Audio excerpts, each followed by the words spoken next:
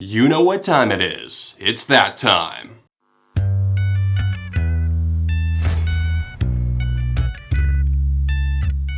What's up everyone, John from ARTV. It's time for another top 10 countdown, and today, yes, finally, I'll be counting down my top 10 favorites from the funk rock band, the Red Hot Chili Peppers. Founded in 1983, Anthony Kiedis and Flea are actually the only remaining original members. And boy, the Chili Peppers have been through the ringer. I mean, I've recently been reading through this autobiography, Scar Tissue by Anthony Kiedis. I cannot believe that he is still alive. Despite all of the odds, despite any bets that might have been riding on this band not making it, not breaking through, and despite all of the health issues, all of the drug addiction, even the loss of members like unfortunately Hillel Slovak that passed away in 1987, this band somehow remained one of the most consistent and successful bands of the 80s, the 90s, and up until now, releasing their most recent album in 2016 to further success. Now I'm putting a disclaimer on this video right here, right now. I have to put the asterisk that I absolutely cannot stand the first three albums by the Red Hot Chili Peppers. I think they are quite terrible. I think they're all over the place. I think they're messy, they're shouty, the production is rough, and if you're into that sort of thing, I get it. That's fine. I'm not cracking down on you for having your own opinion. So don't come after me for mine and tell me that mine is shit, because I don't like the first three albums. You will not see anything from those here, and I can probably tell you where those are going to land when I rank their albums. Pushing aside that disclaimer, I do hope that you guys enjoy this list today, and I am actually doing something a little bit special for you, even though this isn't a full-on top 20, with this band having 11 albums and just so many songs,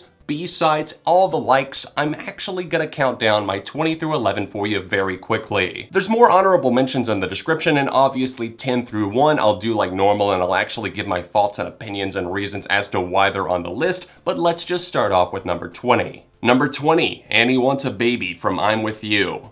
Number 19, I'll Be Your Domino, a B-side from the Stadium Arcadium sessions. Number 18, This Velvet Glove from Californication. Number 17, Suck My Kiss from Blood, Sugar, Sex, Magic. Number 16, Monarchy of Roses from I'm With You. Number 15, Stadium Arcadium's cut, Slow Cheetah. Number 14, Higher Ground, the Stevie Wonder cover. That was off of their 1989 release, Mother's Milk. Number 13, By the Way, off of the self-titled album of that same name, 2002. Number 12, Walkabout from One Hot Minute. Number 11, Feasting on the Flowers from The Getaway. Well, that was quick and painless, and that gives you a start to the list right there, so let's just go ahead and get straight into the top 10. I hope you enjoy the list today. Let me know your top 10 in the comment section down below, along with any thoughts on this list. Please drop a like on the video, share it out with another Chili Peppers fan, and subscribe to the channel if you're new.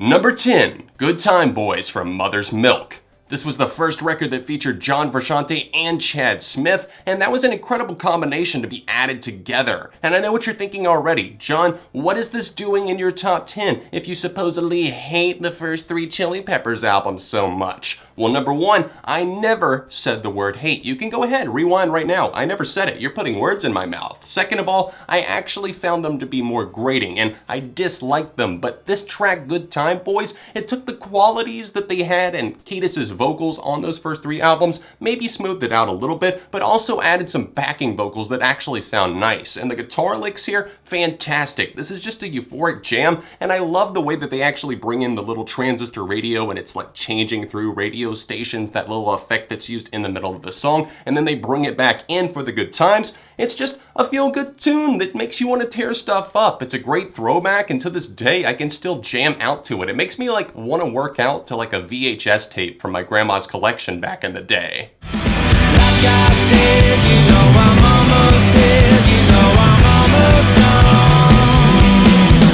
And when the drummer drums is gonna play my song to carry me along. Landing at the number 9 spot, we have a cut from I'm With You that came out in 2011. This is Brendan's Death Song. This was written in memoriam of Brendan Mullen, a longtime friend and connection of the band. It's something that actually helped them get maybe a little bit more stardom in their early days. Now, Mullen was actually an executive that kind of worked in the underground scene with punk clubs and everything like that, and he got them an opening slot for Bad Brains, and that really helped gain them some fans in the Los Angeles and just the California area. That was huge back in the day. Word of mouth was everything, and playing these opening gigs was super important for the Chili Peppers, and it went on to really just propel them to a huge career. We obviously all know where they're at this point. But Mullen actually gets a very nice song here. It's opened on acoustic guitars and Meditations by Kiedis, and his lyrics here are fascinating as always. I think he's very underrated as a lyric writer. And on this one, it really builds up as you add in electric guitars, the drumming from Chad Smith, Flea's bass work, and it really just gets kind of melodramatic in the way that it hits you, especially as all of the instruments light up, and it just has kind of a hard rocking vibe to it at the end. And I love Kiedis' vocals, especially at the end when he's really unleashing here. It's not one that's necessarily just mourning the loss, it's also celebrating the life, and that's why I find this song so beautiful.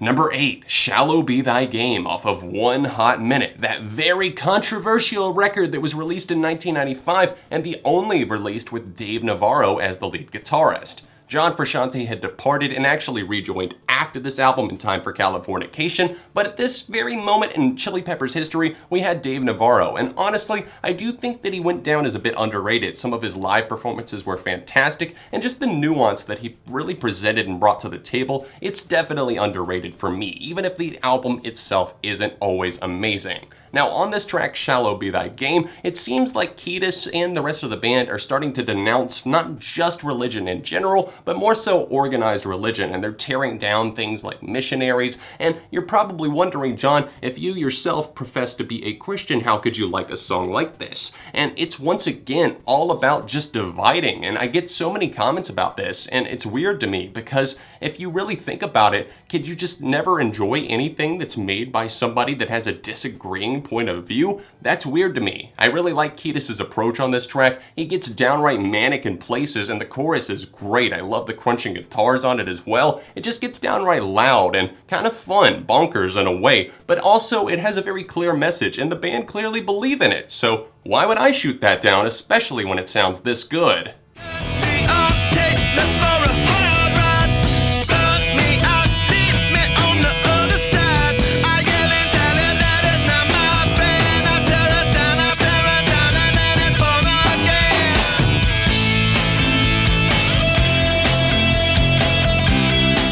If you know anything about Red Hot Chili Peppers at all, you know that a history of drugs is involved in storytelling when it comes to drugs and lyrics. And the stories mix beautifully more often than not, and this one is a darkly poetic but also kind of sad struggle that we see Kiedis going through. It's very personal on Other Side, and he's talking perhaps about a light at the end of the tunnel, maybe getting out of the addiction, or just finding heaven or paradise or whatever is on the other end of this. But he also knows the internal struggle, and at this point in his life, he, I believe, was once again clean, and that was a struggle that he had on and off for so many decades of his life. And he has been sober for about 2 decades at this point, and it's an incredible accomplishment, but still, hearing Other Side, it can probably provoke those feelings once again and just remind you that you're just a relapse away. And how long will I slide, separate my side? That lyric right there is just oddly dark, but also very striking. I think that this one is made off of simplicity. That Frusciante guitar lead on this one starts off simple, but it also gets a little bit loud towards the end, especially as Kiedis really breaks down in the bridge of this track.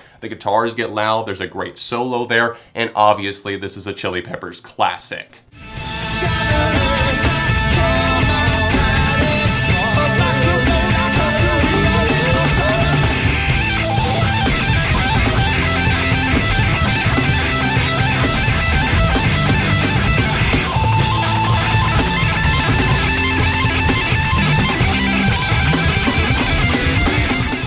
number 6, Don't Forget Me off of By the Way, our sole selection that made the top 10 from that album. Now this one is once again related to drugs, but also finds it being very, very emotional. And this one has been hitting me in the past few months, especially about 6 months ago since I discovered a live performance that I actually played you a clip of there. It actually sounds so good, especially for Shantae's solo on that thing. It truly unleashes. And I recently did an episode of my series on Beyond ARTV called 7 on Sunday, where I talked about songs that sound better live than they do in the studio. I am by no means against the studio version of this song, but you have to hear the live version. I feel like there's even more emotional tension there. And on this one, it seems to speak from the point of view of the drug, trying to tempt you, to lure you back in, remind you that it can take you to all of these great places, but at the same time, you have to think about the come down and the burnout and all of the devastation that occurs as the result of using. And I think that Kiedis is really imagining that struggle here. And for Shantae's playing is just all over the place. I love how loose and free he is on this track. It just sounds like maybe the struggle is going on that you feel mentally being addicted to drugs. And I can't comment on that personally, but this track is just dark,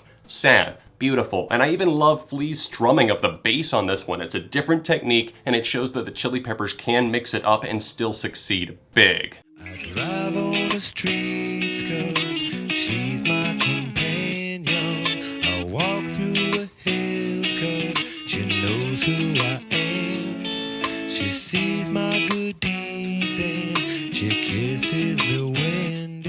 I don't know too many people that wouldn't put this in their top 10 Chili Peppers songs, but here we go at number 5, Under the Bridge. This track was once again written about drugs and drug use, and a bridge that was maybe perhaps gone to by a certain Anthony Kiedis to shoot up.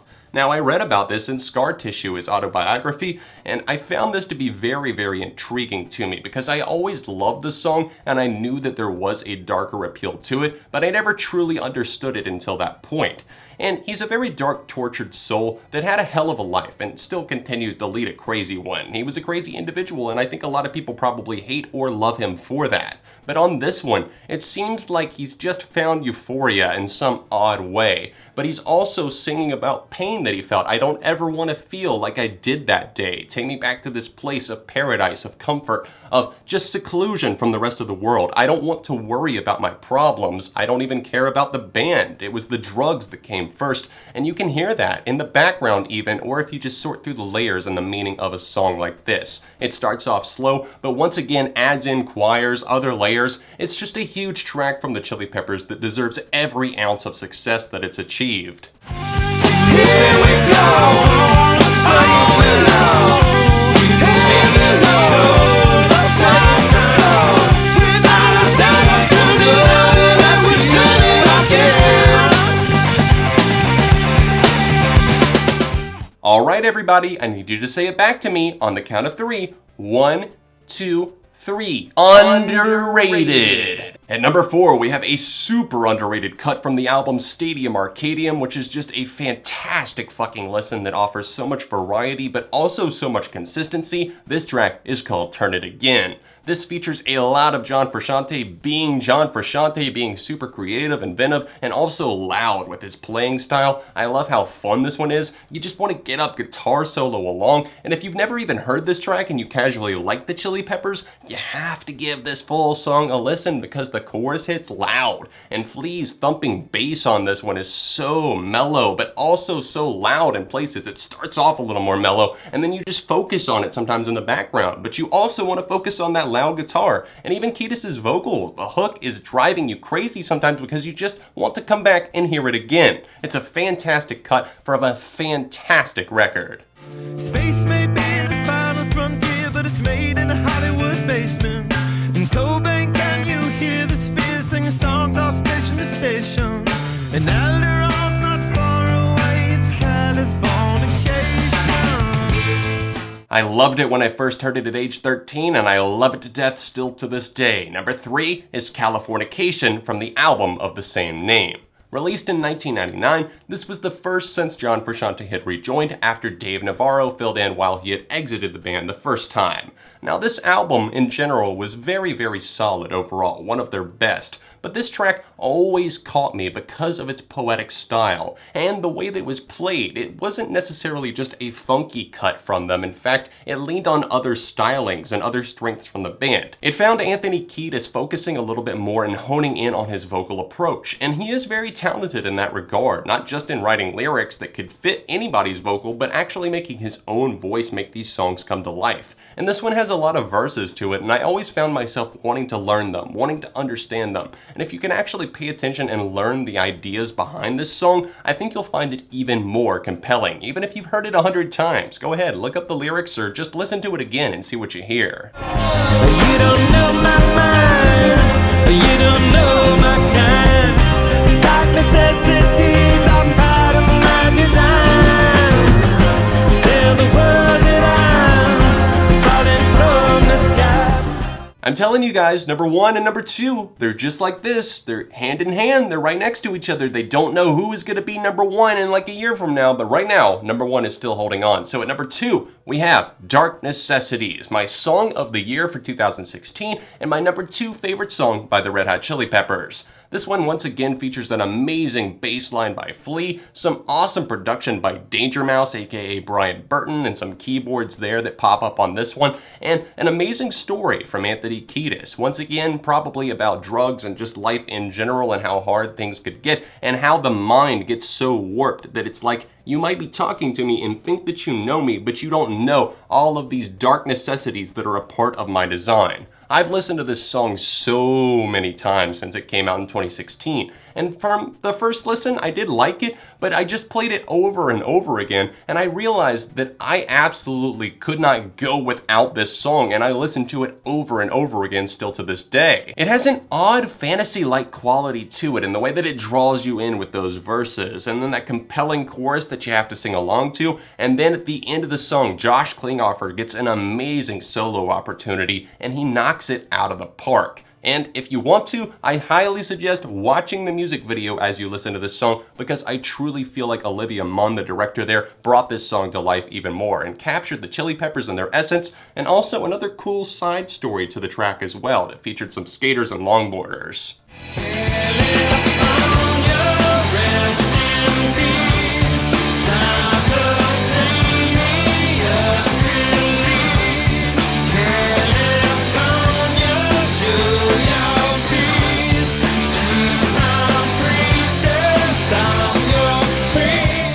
Black bandanas, sweet Louisiana, robbing on the bank in the state of Indiana. Number one song by the Red Hot Chili Peppers. It's of course Danny, California. How can you argue with a song like this, even if you're like, oh, it's a little bit too overplayed for my eclectic taste? I mean, come on, that just irks me when people say that. It's still a good song. I don't care if you've heard it 100 times. I don't care if you've heard it 1,000 times, which I probably have thanks to Rock Band at this point. It's fucking eargasmic. Danny is a character that was previously referenced in the track Scar Tissue, and it's amazing how her story comes to life even more from Kiedis here. It's so interesting to hear it play out over all of these verses. And the lyrics, while at times can probably feel rambly to some, I love the way that they're so easy to just fall in sync with. You start wanting to learn them, and you learn them without even really thinking about it. I mean, they're kind of complicated lyrics, but I know so many people who could probably shout back the majority of the words. I don't think I need to sit here and explain to you why this song is so amazing, but I'll just cap it off with that guitar solo, those vocals, that story, that essence, that everything. It's one of the best songs of the 2000s, one of my favorite songs in terms of like top 10 of all time. It's the Chili Peppers at their best. Come on. We finally did it. We finally counted down my top 10 favorite Red Hot Chili Peppers songs. So please help me out with a like on this video, help it get to 1,000 likes. I do hope that you guys enjoyed it. Stay tuned for Red Hot Chili Peppers Ranked. It might already be out at the time you're watching this video, but if not, just know that it's coming soon. Thanks for tuning into this top 10 today, guys. I spent a lot of time working on this video, so it would mean a lot if you did subscribe to the channel and stick around. And if you're able to, please support me on Patreon by tapping this annotation in the corner. These videos are a lot of work, so please support if you are able to. If you want to see my thoughts on the getaway, then tap right here, or another top 10 over here. Other than that, I'll see you soon for more on ARTV.